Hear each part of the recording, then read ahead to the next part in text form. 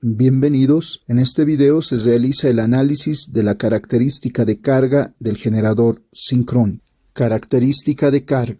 La característica de carga muestra la variación del voltaje en terminales del generador sincrónico en función de la corriente de excitación, manteniendo constante la frecuencia, el factor de potencia y la corriente de carga o corriente de armadura. Circuito equivalente. La ecuación para determinar el circuito equivalente de un generador sincrónico de polos lisos es la siguiente. En esta ecuación se realizará los siguientes cambios en la notación. El voltaje generado internamente E sub A será igual a E sub 0. La corriente de armadura I sub A será igual a I. El voltaje en terminales B sub phi será igual a U. Por lo tanto, E sub 0 será igual a J por la reactancia sincrónica por la corriente de armadura más RA por la corriente de armadura I más U, que es el voltaje en terminales del generador sincrónico. Con este cambio en la notación, el circuito equivalente será el que se muestra a continuación. Para simplificar el análisis, consideraremos que la resistencia de devanado RA es muy pequeña, RA igual a 0 ohm. Con esta consideración, E sub 0 será igual a JXS por corriente de armadura más voltaje en terminales U del generador sincrónico.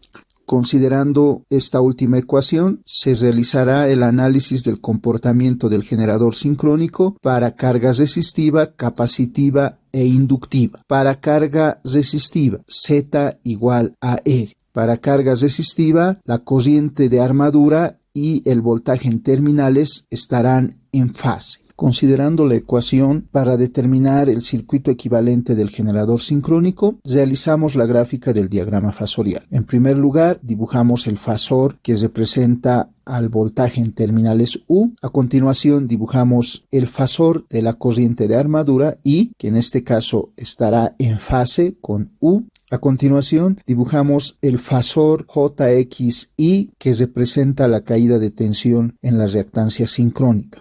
Como se sabe, en un inductor el voltaje adelanta a la corriente un ángulo de 90 grados. Por lo tanto, el fasor JXSI adelantará un ángulo de 90 grados a la corriente. Y el fasor E sub 0 será un fasor que va desde el origen del fasor U al extremo del fasor JXS por la corriente de armadura, como se muestra en la gráfica. Nuevamente, el ángulo entre el voltaje en terminales y el voltaje generado internamente E sub 0 será igual a del. Si en esta condición la corriente de excitación disminuye, manteniendo la frecuencia constante, la corriente de armadura constante y el factor de potencia constante, como la corriente de armadura es constante y la frecuencia es constante, el producto JXS por fasor de I será constante. Con esta condición, graficamos el nuevo diagrama fasorial. La corriente I'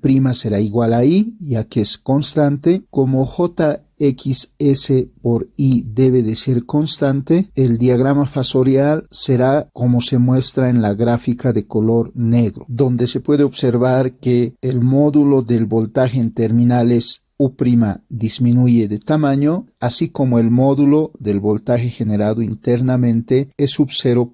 Para carga inductiva. Para carga inductiva, Z será igual a R más J multiplicado por la reactancia inductiva. Para carga inductiva, como se sabe, la corriente retrasa al voltaje. Con esta condición, graficamos el diagrama fasorial, considerando la ecuación del generador sincrónico. Dibujamos en primer lugar el fasor que corresponde al voltaje en terminales U. A continuación, dibujamos el fasor de corriente I, que retrasa al voltaje un ángulo phi. El voltaje en el inductor debe adelantar a la corriente I un ángulo de 90 grados, como se muestra en la gráfica. Y el fasor E sub 0 será un fasor que va del origen del fasor U al extremo del fasor JXSI. Nuevamente, delta es el ángulo entre el voltaje en terminales U y el fasor E sub 0, que es el voltaje generado internamente. Si en esta condición la corriente de excitación se disminuye, manteniendo constantes la frecuencia, la corriente de armadura y el factor de potencia, nuevamente el fasor JXSI tiene que ser constante, no cambia en módulo ni dirección. Por lo tanto, el nuevo diagrama fasorial para esta condición será el diagrama fasorial que se muestra de color negro, donde se puede observar que el voltaje en terminales U'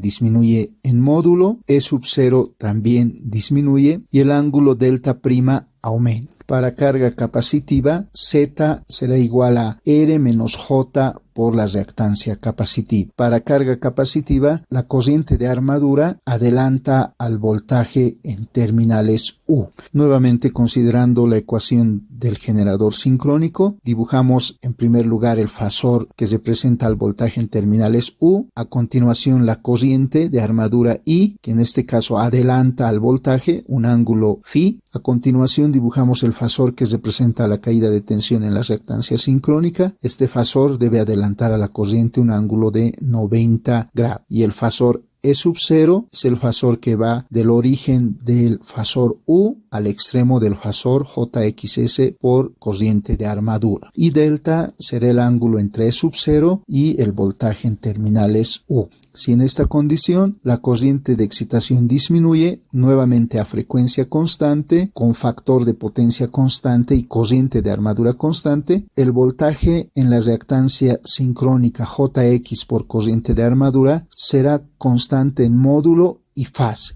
Con esta condición, el diagrama fasorial que se obtiene es el diagrama fasorial que se muestra de color negro, donde se puede observar que el voltaje en terminales disminuye, así como el voltaje E sub 0. Considerando estos análisis vectoriales, se puede realizar la gráfica de voltaje en terminales del generador sincrónico U en función de la corriente de excitación. La gráfica se muestra a continuación. De forma general, en la gráfica se puede observar que un incremento en la corriente de excitación genera un incremento en el voltaje en terminales para la característica de carga. También dicho de otra forma, un decremento en la corriente de excitación genera una disminución en el voltaje en terminales del generador sincrónico. Con lo que concluimos este video. Gracias.